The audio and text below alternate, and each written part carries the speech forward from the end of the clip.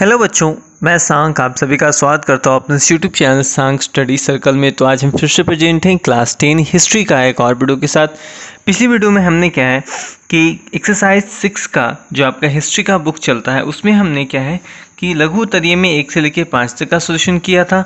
सो इस वीडियो में हम लोग क्या है कि लघु उत्तरीय के 6 से 12 का सोल्यूशन तथा साथ में क्या है दीर्घ उत्तरीय प्रश्नों का सोल्यूशन इस वीडियो में हम करेंगे। सो वीडियो पसंद आए तो प्लीज़ लाइक करें, शेयर करें, और यदि आपको इसकी पीडीएफ चाहिए तो नीचे डिस्क्रिप्शन में आपको क्या है टेलीग्राम लिंक मिल जाएगा। आप उस टेलीग्राम लिंक पर जाकर क्या है आप टेलीग्राम में इंटर होंगे, ज्वाइन कीजिए, और वो लिंक जो आपको दिया गया है चैप्टर का नाम हमने प्रत्येक पार्ट को दो भागों में बांटा है। इसके कारण क्या है कि हर पार्ट का 2 पीडीएफ होगा। एक में हमने ऑब्जेक्टिव, साथ में अति लघु उत्तरीय, एवं क्या है दूसरा जो पार्ट होगा वो लघु उत्तरीय एवं दीर्घ उत्तरीय प्रश्नों का होगा। तो आप वहाँ जाकर क्या है पीडीएफ डाउनलोड कर लीजिए, उसके बाद अपने क्या है आप उसको लिख लीजिएगा कॉपी में। तो आपके लिए काफ़ी ज़्यादा हेल्पफुल होगा एग्ज़ाम में, क्योंकि सारे जो प्रश्न हैं वो सिमुलतला के ही लिखाए गए हैं। तो इसीलिए वीडियो को लाइक कर दीजिए और शेयर कीजिए जितना आप अपने फ्रेंड सर्कल में शेयर कर सकते हैं। तो आइए वीडियो को स्टार्ट करते हैं। क्वेश्चन नंबर 6 हमारा कहता है नगरीय जीवन एवं आधुनिकता एक दूसरे से अभिन्न रूप से कैसे जुड़े। ठीक है। क्वेश्चन नंबर 7 है कि नगरों में विशेषाधिकार प्राप्त वर्ग अल्पसंख्यक है, ऐसी मान्यता क्यों बनी। तो इस टाइप का बहुत सारा क्वेश्चन है। इसमें कोई भी ऐसा क्वेश्चन नहीं जो आपके बोर्ड एग्जाम में पूछा जाता है। तो चलिए हम लोग क्या करते हैं, इसको बनाना शुरू करते हैं। चलिए क्वेश्चन नंबर 6 हमारा कहता है कि नगरीय जीवन एवं आधुनिकता एक दूसरे से अभिन्न रूप से कैसे जुड़ते हैं। इसका उत्तर हमने लिखा है कि जो परिवर्तन होता है प्रकृति का अटूट नियम है। समय के साथ आ रहे बदलावों को हम आधुनिकता की श्रेणी में रखते हैं। ठीक है, बहुत अच्छी वर्ड लिखा है हमने। यह परिवर्तन जो है हमारे वेशभूषा, जीवन स्तर इत्यादि में आता है, जो सर्वप्रथम शहरी क्षेत्रों में ही परिलक्षित होता है। आप देखते हैं कि गाँव वगैरह में भी जो है अगर कोई लड़की क्या है अभी के समय में भी जींस पहन लेती है तो उसको लोग क्या है बहुत लोग बोलते हैं, लेकिन वही शहर में क्या है आराम से लोग पहनते हैं। लेकिन अब क्या है ज़माना बदल रहा है, क्योंकि अब सारे जो बच्चे वो गांव से पढ़ के शहर की ओर जा रहे हैं।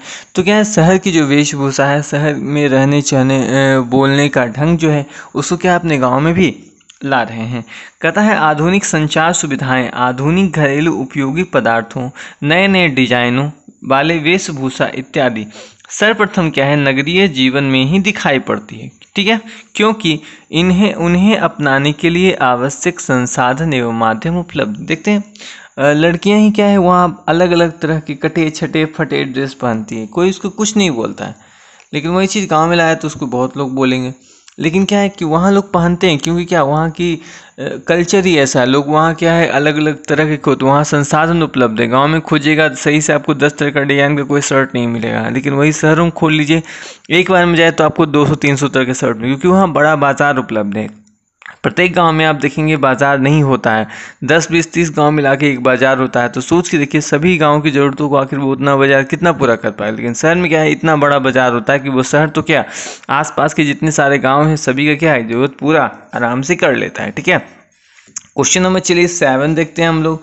क्वेश्चन नंबर 7 चलिए यहाँ पर हमने दिया हुआ है कि नगरों में विशेषाधिकार प्राप्त वर्ग अल्पसंख्यक हैं, ऐसी मान्यता क्यों बनी। ठीक है, कहता है कि किसी भी नगर में क्या है विशेषाधिकार प्राप्त वर्ग अल्पसंख्यक होता है।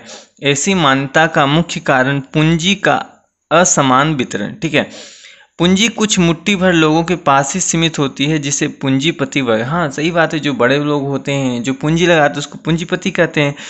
वो क्या और अपनी पूंजी के बल पर वो क्या हर कार्य क्षेत्र में विशेष रूप से सबलता प्राप्त कर, जिनको विशेषाधिकार प्राप्त है उसको क्या अल्पसंख्यक वर्ग ही कहेंगे ना हम लोग। आज समाज में ही देखिए क्या है कि जो SC ST वर्ग के लोग होते हैं उनको जो जॉब होते हैं मतलब सरकार उनको क्या है बहुत सारी रियायतें देती है, छूट देती है। किसी अगर जनरल को 100 नंबर पे उठा रही है तो अगर वो अल्पसंख्यक से आता है तो उसको 40-45 से उठा लेती है। तो इस प्रकार क्या है कि अल्पसंख्यक को वहाँ क्या है कि थोड़ा सा अधिकार तो है, परंतु जहाँ पर बात आती है मार्केटिंग की या बिजनेस लाइन की, वहाँ आप देखिए पूंजीपति वर्ग कोई भी हो सकता है, कोई ज़रूरी नहीं है कि वो अल्पसंख्यक हो, फॉरवर्ड से आता हो, मीडियम कास्ट हो, वो किसी वर्ग से हो सकता है जिसके पास सिर्फ पूंजी हो। पूंजीपति के लोग को जिनके पास पैसा उन लोग उनकी कास्ट नहीं देखते, बस देखते हैं उनके पास क्या है कितना पैसा है। ठीक है, चलिए ये था क्वेश्चन नंबर 7। आइए हम लोग देखते हैं क्वेश्चन नंबर 8 को। चलिए क्वेश्चन नंबर 8 हमारा कहता है कि नागरिक अधिकारों के प्रति एक नई चेतना किस प्रकार के आंदोलन या प्रयास से बनी। इसका लिखा है कि नागरिक अधिकारों के प्रति एक नई चेतना का विकास हुआ, मुख्यतः आर्थिक एवं राजनीतिक प्रयास से हुआ, क्योंकि लोगों को अपनी आर्थिक स्थिति को उन्नत करने के लिए क्या था, राजनीतिक अधिकारों को क्या जानना जरूरी हो गया था। ठीक है, चलिए नेक्स्ट क्वेश्चन हम लोग चलते हैं क्वेश्चन नंबर 9 में। चलिए क्वेश्चन नंबर 9 कहता है कि व्यावसायिक पूंजीवाद ने किस प्रकार नगरों के उद्भव में अपना योगदान दिया। तो इसका उत्तर हमने लिखा है कि व्यावसायिक पूंजीवाद ने नगरों के उद्भव में काफ़ी महत्वपूर्ण योगदान का दिया, क्योंकि इन्हीं का नगरों में शिक्षा, यातायात, स्वास्थ्य सुविधाएं आदि का विकास हुआ। व्यापार एवं धर्म शहरों की स्थापना के मुख्य आधार थे। व्यावसायिक पूंजीवाद के कारण क्या हुआ, अर्थव्यवस्था सुदृढ़ होती गई, जिससे नगरों को क्या उद्भव को बल मिला। आप देखते हैं शहर में जो बड़े लोग होते हैं वो ज़्यादा टैक्स देते हैं, उनके टैक्स से क्या है शहर का विकास संभव हो पाता है। अगर छोटे लोग क्या है, छोटे लोग कम देते हैं तो उसके कारण क्या है कि जो शहरों का विकास बहुत धीमा होता है, लेकिन जहाँ पर क्या है बड़े बड़े लोग रहते हैं उस शहर का विकास ज़्यादा हो। जैसे मुंबई का देख लीजिए, मुंबई में कितने बड़े बड़े लोग रहते हैं, टैक्स ज़्यादा देते हैं, शहर का विकास बहुत ज़्यादा है। दिल्ली देखिए, दिल्ली में लोग बहुत बड़े बड़े लोग रहते हैं, वो टैक्स बहुत देते हैं, दिल्ली का विकास है। बात करें बिहार की, तो बिहार में क्या है मध्यम वर्ग के लोग रहते हैं, टैक्स उतना नहीं दे पाते हैं। इसी कारण क्या है कि बिहार का विकास क्या है काफ़ी धीमी गति से होता है। चलिए क्वेश्चन नंबर 10 हमने यहाँ पे लिखा है कि शहरों के उद्भव में मध्यम वर्ग की भूमिका किस प्रकार की रही। ठीक है, इसका उत्तर हमने लिखा है कि मध्यम वर्ग क्या था, एक नए शिक्षित वर्ग के रूप में उभर कर आए, जो विभिन्न पेशों में रहकर औसतन एक समान आय प्राप्त करने वाले वर्ग के रूप में उभर कर आए, जिसे बुद्धिजीवी वर्ग के रूप में स्वीकार किया गया। यह विभिन्न पदों में रूप में कार्यरत है, जैसे शिक्षक, वकील, चिकित्सक, इंजीनियर, क्लर्क, परंतु इनका जीवन मूल्य आदर्श समान रहा, क्योंकि और आर्थिक स्थिति भी एक वेतन भोगी के रूप में उभर कर आए। देखते हैं जो लोग मध्यम वर्ग लोग होते हैं, जॉब करते हैं, उनको क्या बाद में जैसे ही रिटायर होते हैं उनको पेंशन मिलती है वगैरह मिलती है, ताकि जो उनका जीवन है वो ऐसे चलता है। लेकिन क्या पूंजीपति यानी जो बिजनेसमैन उनके पास है नहीं, वो क्या है बस जब तक कमा रहे तब तक इतना वो कमा ही लेते हैं कि उनको क्या ना तो पेंशन की जरूरत होती है ना किसी और चीज़ों की। चलिए क्वेश्चन नंबर 11 है यहाँ पे कि श्रमिक वर्ग का आगमन शहरों में किन परिस्थितियों के अंतर्गत हुआ।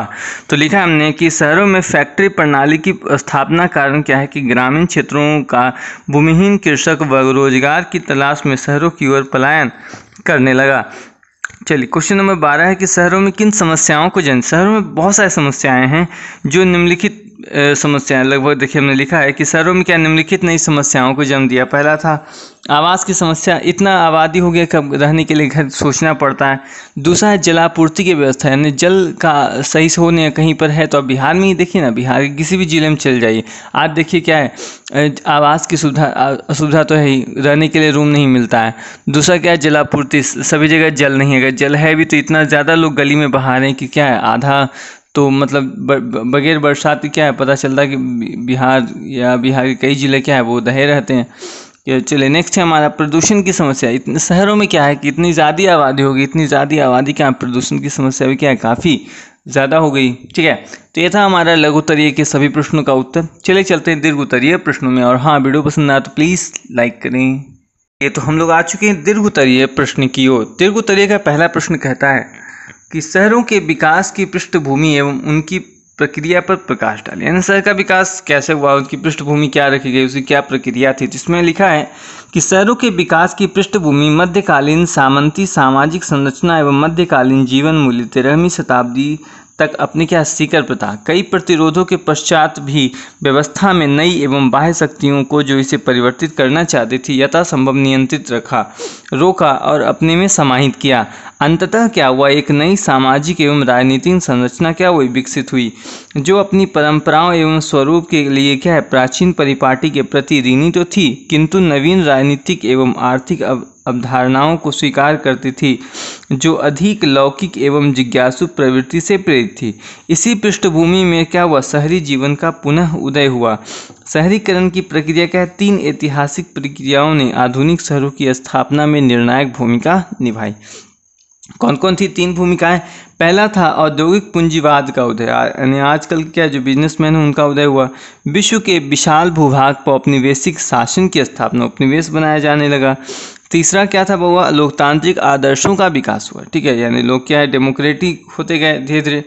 इसके बाद क्या लिखा है कि इस तरह क्या हुआ, ग्रामीण एवं सामंती व्यवस्था से से हटकर एक क्या हो, प्रगतिशील शहरी व्यवस्था की ओर बढ़ने की प्रवृत्ति। इससे क्या हो कि जो सामंती व्यवस्था थी, कुछ और भी जो व्यवस्थाएं जो उससे क्या हो, लोगों को छुटकारा मिला और क्या इस प्रकार क्या शहरों का विकास संभव हो पाया। ठीक है, तो ये था हमारा दीर्घ उत्तरीय का पहले प्रश्न का उत्तर। चलिए चलते हैं दीर्घ उत्तरीय के प्रश्न नंबर 2 की ओर। चलिए, दीर्घ उत्तरीय का क्वेश्चन नंबर 2 कहता है कि ग्रामीण एवं नगरीय जीवन के बीच की भिन्नता को स्पष्ट करें। यानी गांव और शहर के जीवन में क्या परिवर्तन है, मतलब क्या भिन्न है, दोनों को लिखना है। तो उन्होंने लिखा है कि ग्रामीण एवं नगरीय जीवन के बीच भिन्नताएं काफ़ी ज़्यादा है। जैसे नंबर फर्स्ट, गांव की आबादी कम होती है, नगर की ज़्यादा। दूसरा, गांव में पशुपालन खेती मुख्य आजीविका है, जबकि शहर में व्यापार उत्पादन मुख्य क्या है, साधन है। नेक्स्ट क्या हमने लिखा है कि गांव में प्राकृतिक वातावरण स्वच्छ है, शहर में क्या है, प्रदूषित है। चौथा हमने लिखा है कि शिक्षा, यातायात, स्वास्थ्य सुविधाओं में शहर क्या अधिक उन्नत अवस्था में। आज भी देखते हैं कि शहर क्या है, शहर में अच्छे स्कूल्स होते हैं, अच्छे ट्यूशन होते हैं, गाँव में क्या ऐसा सुविधा नहीं है। पाँचवा है कि शहर में आधुनिकता का बोलबाला है, जबकि ग्रामीण क्षेत्र आधुनिकता से क्या है, काफ़ी ज़्यादा दूर है। आज भी क्या है, गांव में जींस पहनने वाले लड़कियों को इज्जत क्या है, देना पसंद नहीं करते हैं लोग, उसके क्षेत्र पर क्या है, सवाल उठाना शुरू कर देते हैं। क्वेश्चन नंबर 6 है कि नगर में क्या होता है, रोजगार के साधन की अधिकता होती है, जबकि क्या है, गाँव में रोजगार के साधन क्या है, नहीं के बराबर होते हैं। ठीक है, नेक्स्ट है हमारा क्वेश्चन नंबर 7 कि ग्रामीण का जीवन स्तर निम्न होता है, यानी कम होता है, जबकि नगरीय लोग का जीवन स्तर उच्च होता है। आप देखते हैं शहर के लोग बिल्कुल बाहर का खाना खाना चाहेंगे, लेकिन आज भी गांव के लोग क्या है, घरेलू खाने पर ज़्यादा विश्वास करते हैं। ठीक है, ये था हमारा क्वेश्चन नंबर 2। चलिए क्वेश्चन नंबर 3 का उत्तर देखिए, हमने लिखा है कि शहरी जीवन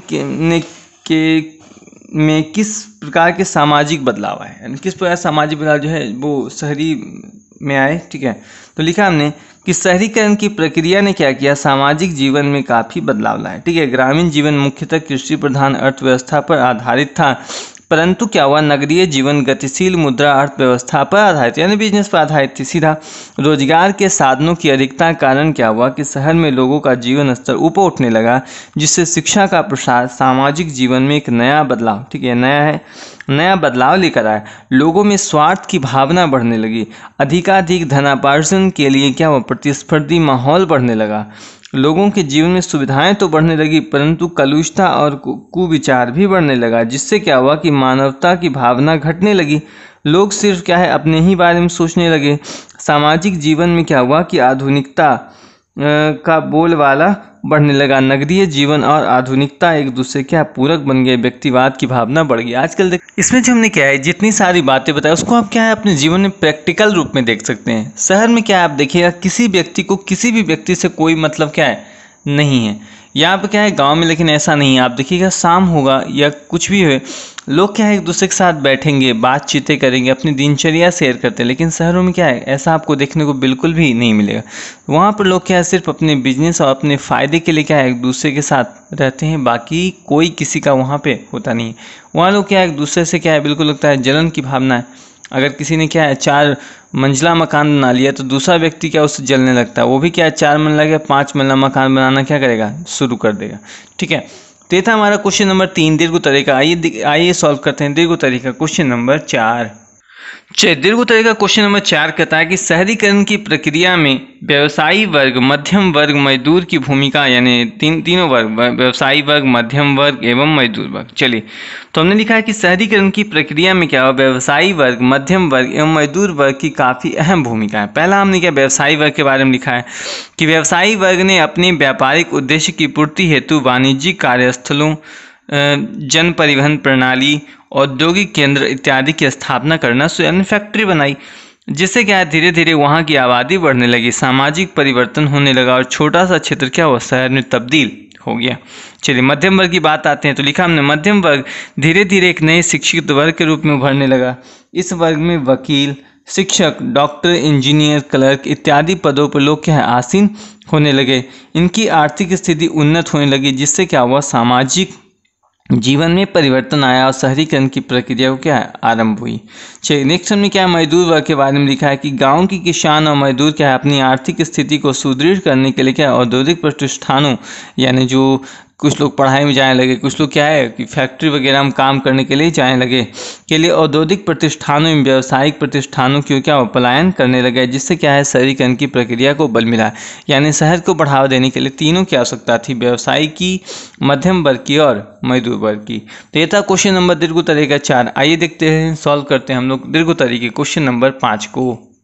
चलिए दीर्घोत्तरी का लास्ट क्वेश्चन है और इस चैप्टर का भी, तो इसको थोड़ा ध्यान से कहता है कि औपनिवेशिक शहर के रूप में बम्बई शहर के विकास की समीक्षा, यानी बम्बई किस तरह विकास किया औपनिवेशिक शहर के रूप में, उसके क्या उसके बारे में बताना है। तो हमने लिखा है कि बम्बई क्या वो औपनिवेशिक भारत की वाणिज्यिक राजधानी थी। एक प्रमुख बंदरगाह होने के नाते यह अंतर्राष्ट्रीय व्यापार का केंद्र था, जहाँ से कपास और अफीम जैसे कच्चे माल बड़ी संख्या में तादाद में रवाना किए जाते थे। इस व्यापार के कारण न सिर्फ व्यापारी और महाजन बल्कि कारीगर एवं दुकानदार भी बम्बई में बसे। कपड़ा मिलें खुलने पर और अधिक संख्या में लोग इस शहर में उन्मुख हुए। 1954 ईस्वी में पहली कपड़ा मिल स्थापित हुई और 1921 तक, सॉरी यहाँ पर 1954 है, यहाँ पर 1921 आ गया है जी, सॉरी देखिए हमने कह रहा था यहाँ पर 1900 नहीं है बल्कि 1854 होगा, बुक में भी आपका दिया गया है। ठीक है, तो 1854 में क्या हुआ कि बम्बई में पहला कपड़ा मिल आया। ठीक है, इसके बाद क्या है 1921 में यहाँ तक लगभग यानी उसके 67 सालों के अंदर ही क्या लगभग 85 कपड़ा मिल हो गए, जिसमें क्या है कि 1,46,000 मजदूर क्या है काम कर रहे थे। 1931 तक लगभग क्या हुआ कि 1/4 ही क्या हुआ बम्बई के निवासी थे, बाकी जितने सारे लोग थे वो क्या थे प्रवासी थे, मतलब यहाँ आके बसे थे। ठीक है, 1931 तक लगभग 1/4 ही बम्बई के निवासी थे, बाकी क्या बाहर से आके बसे थे। बम्बई का प्रति व्यक्ति क्षेत्रफल लगभग 9.5 वर्ग गज था, मतलब एक आदमी सिर्फ 9.5 गज में रह रहा था। वहाँ प्रति मकान में 20 व्यक्ति, सोच के देखिए कितनी आबादी, एक मकान छोटा सा हो बड़ा सा 20 व्यक्ति रह रहे थे। कहते थे कि मुंबई का विकास क्या सुनियोजित तरीके से नहीं हो सका, बल्कि 1800 के आसपास बम्बई फोर्ट एरिया का केंद्र था। यानी फोर्ट एरिया मतलब जहाँ पर समुद्री यान वगैरह आके रुकता है जहाज। और कहता है 2 हिस्सों में बटा हुआ था, एक हिस्से में नेटिव यानी जितने सारे कारीगर व्यापारी ये सब रहते थे, और दूसरे हिस्से में क्या यूरोपीय लोग यानी गोरे लोग अंग्रेज लोग रहते थे। क्या हुआ 20वीं शताब्दी के आने तक क्या हुआ आबादी इतनी ज़्यादा बढ़ने लगी कि अब समुद्री जीवन को यानी समुद्र को सुखाया जाने लगा, वहाँ पर क्या है विकसित किया जाने लगा ज़मीन। कहता एक सफल भूमि विकास परियोजना बॉम्बे पोर्ट ट्रस्ट के अंतर्गत शुरू किया गया। ट्रस्ट ने क्या किया 1914 से 1918 के बीच एक सूखी गोद का निर्माण किया, जिसकी खुदाई से जो मिट्टी निकला उसका इस्तेमाल करके 22 एकड़ तक बोलार्ड एसेस्ट बना डाला, जिसे बाद में मशहूर जो क्या है मरीन ड्राइव क्या है बनाया गया। इसी के नीचे आप देख सकते हैं। इसी प्रकार क्या है कि भारत की औद्योगिक जो राजधानी या औद्योगिक शहर जो है बम्बई का क्या हुआ विकास शुरू हुआ। तो इस प्रकार अगर आप लिखेंगे तो आपके बोर्ड में काफ़ी अच्छे नंबर आएंगे, ये हमारी गारंटी है। तो आई होप वीडियो पसंद आए तो प्लीज़ लाइक करें, शेयर करें, और इस प्रकार क्या है आपका जो ये चैप्टर है वो समाप्त हो गया। तो ये आपके कोई भी सवाल हैं तो आप हमें व्हाट्सअप करें 7368996381 पे। ठीक है, यदि आपको कोई लिंक भी चाहिए संस्कृत की, हिंदी की, SST मैथ्स अलग अलग सब्जेक्टों की क्लास 10 की, तो आप पूछता रही क्या है इस व्हाट्सएप नंबर या नीचे डिस्क्रिप्शन में मिल जाएगी। तो आई होप मिलते हैं नेक्स्ट वीडियो में, तब तक के लिए धन्यवाद, जय हिंद।